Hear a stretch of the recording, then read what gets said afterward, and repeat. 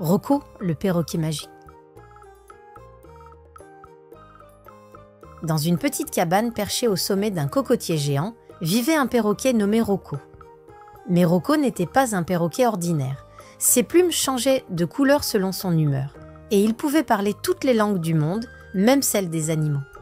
Rocco appartenait à Léonie, une fillette curieuse et pleine d'imagination qui habitait dans le village en contrebas. Chaque jour après l'école, Léonie grimpait jusqu'à la cabane pour rendre visite à son meilleur ami. Rocco adorait ces visites car Léonie était la seule à connaître son plus grand secret. Il était magique. Un jour, alors que le soleil se couchait derrière la mer scintillante, Rocco confia quelque chose de spécial à Léonie. « Léonie, il est temps de te montrer un pouvoir que je garde pour les grandes occasions. » Les yeux de Léonie s'écarquillèrent. Elle savait que Rocco avait de nombreux talents, mais il semblait plus sérieux que jamais. « Tu vois cette plume dorée sur ma queue ?» dit-il en la désignant d'un coup d'aile.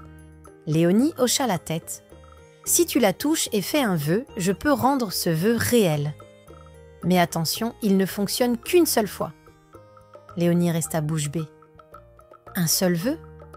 Le choix semblait immense et impossible à faire, mais soudain un cri retentit depuis le village. C'était la voix de Monsieur Grimoire, le vieux libraire. « À l'aide ! La rivière est en crue, elle emporte mes livres. » Léonie regarda Rocco. Sans hésiter, elle toucha la plume dorée, chuchota.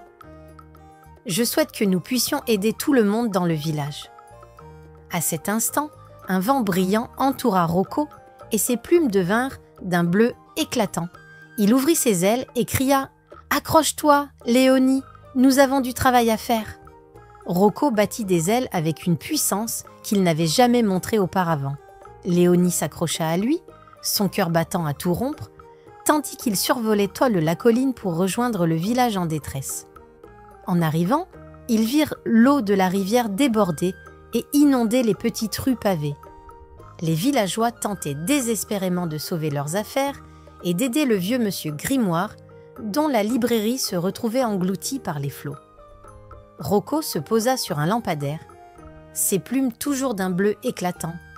Il lança un regard à Léonie et déclara « Prête à voir ce que la magie peut vraiment faire !» Léonie hocha la tête, excitée mais aussi un peu inquiète. Rocco ferma les yeux, étendit ses ailes et cria d'une voix puissante « Plume de magie, à moi !» Une pluie d'étoiles dorées s'échappa de ses ailes et se dispersa dans l'air. Là où les étoiles tombaient, l'eau semblait reculer, s'évaporant dans un nuage de vapeur scintillante. Les villageois s'arrêtèrent, ébahis, alors que la rivière retrouvait doucement son lit et que les rues redevenaient sèches. Mais ce n'était pas tout. Les étoiles magiques continuèrent leur œuvre. Les livres de Monsieur Grimoire, qui flottaient à moitié trempés, se rassemblèrent en une pile parfaitement sèche devant sa boutique. Les maisons inondées se nettoyèrent d'elles-mêmes et les jardins détruits par l'eau redevinrent verdoyants et fleuris. « C'est un miracle !» s'exclama Monsieur Grimoire en essuyant une larme de joie. Les villageois acclamaient Léonie et Rocco, mais Rocco, toujours perché sur son lampadaire, siffla pour faire taire la foule. Ce n'est pas le moment de célébrer. Il reste encore du travail. La rivière ne déborde jamais sans raison. Quelque chose l'a perturbée. Et nous devons découvrir quoi ? Léonie, bien qu'impressionnée par ce qu'elle venait de vivre, sentit une bouffée de détermination l'envahir. « Où allons-nous chercher ?» demanda-t-elle.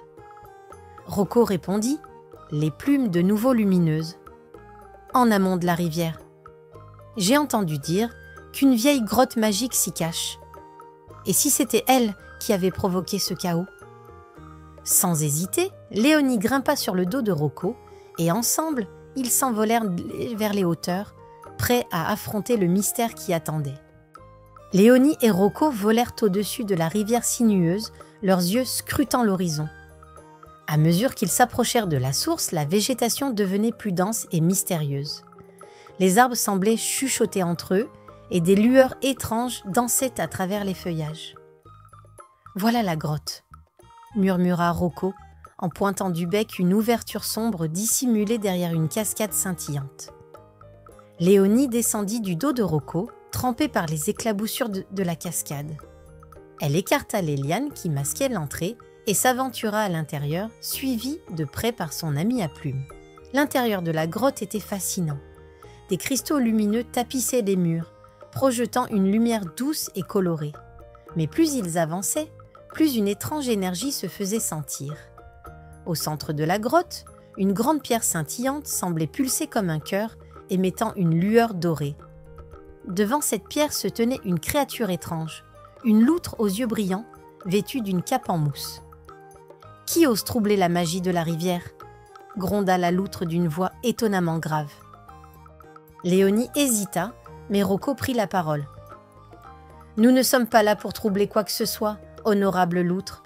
Nous voulons comprendre pourquoi la rivière a débordé et a causé tant de dégâts au village. » La loutre les regarda attentivement, puis baissa les yeux, presque honteuse.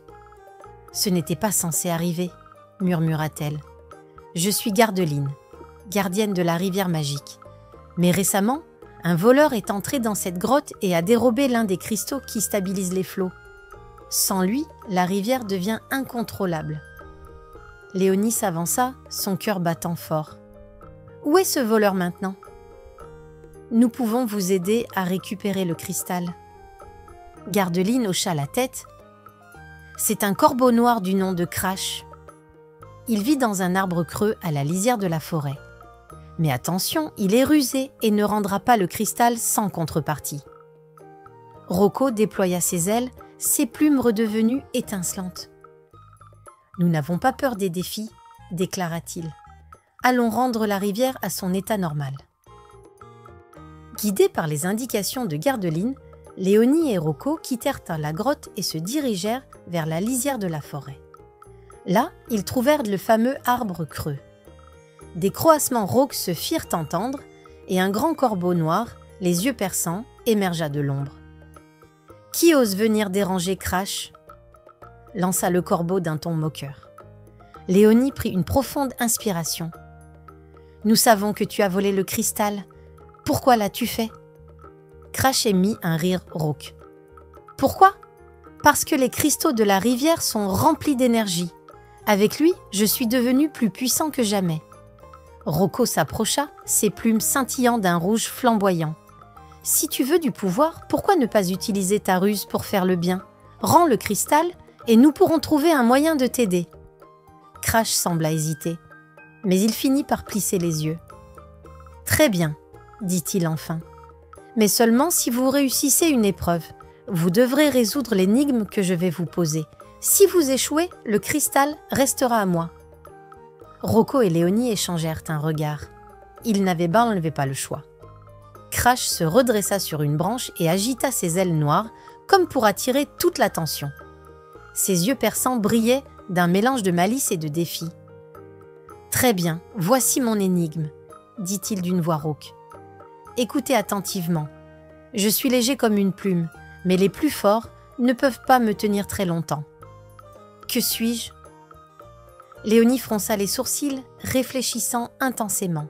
Rocco, lui, battit doucement des ailes, les plumes de son cou changeant de couleur, signe qu'il réfléchissait aussi. « Léger comme une plume, mais même les plus forts ne peuvent pas le tenir, » murmura Léonie. Le silence s'étira dans la clairière, seulement interrompu par le bruissement des feuilles dans le vent. Crash tapotait sa branche avec impatience, un sourire narquois sur le bec. Puis, tout à coup, les yeux de Léonie s'illuminèrent. « Le souffle !» s'exclama-t-elle. « La réponse est le souffle !» Crash écarquilla les yeux, surpris. « Eh bien, tu es plus maligne que je ne le pensais, petite humaine, » grogna-t-il. « Mais je ne vais pas abandonner ce cristal aussi facilement. Pourquoi devrais-je le rendre ? Il me rend puissant. » Rocco s'avança, ses plumes scintillant à nouveau d'un bleu éclatant. « Crash, écoute-moi. La puissance que tu cherches ne te mènera nulle part si elle détruit tout autour de toi. Regarde ce que la rivière déchaînée a fait au village. Si tu rends le cristal, nous promettons de te trouver un moyen d'utiliser ta ruse et ton intelligence pour aider plutôt que nuire. » Crash plissa les yeux, observant Rocco et Léonie avec attention. Une lueur d'hésitation passa dans son regard. « Aider, dis-tu » murmura-t-il. Léonie hocha la tête avec ferveur. « Oui, tu pourrais devenir un héros pour la forêt et les animaux. Avec ton intelligence, tu pourrais résoudre des problèmes, protéger la nature et être respecté de tous. » Le corbeau sembla peser leurs paroles. Enfin, il poussa un profond soupir et plongea son bec dans l'arbre creux. Il en ressortit avec un cristal brillant qu'il déposa doucement devant eux. « Très bien, prenez-le, dit-il. Mais je retiendrai votre promesse. Je veux trouver ma place et prouver que je ne suis pas qu'un voleur. » Rocco ramassa le cristal avec délicatesse, ses plumes devenant dorées sous la lumière magique de l'objet. « Tu as ma parole, Crash. Nous reviendrons te voir avec une mission digne de toi. » Avec le cristal en leur possession, Léonie et Rocco s'envolèrent de retour vers la grotte. Là, Gardeline les attendait avec impatience. La lumière de la grotte s'intensifia, illuminant chaque recoin. « Vous avez sauvé la rivière !» s'exclama Gardeline, les larmes aux yeux. « Merci, Rocco et Léonie.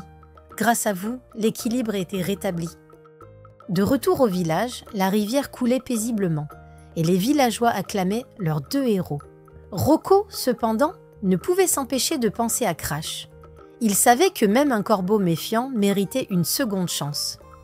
Et ainsi, une nouvelle amitié entre Léonie, Rocco et Crash commença, prouvant qu'avec un peu de magie et beaucoup de courage, même les plus grandes épreuves pouvaient être surmontées.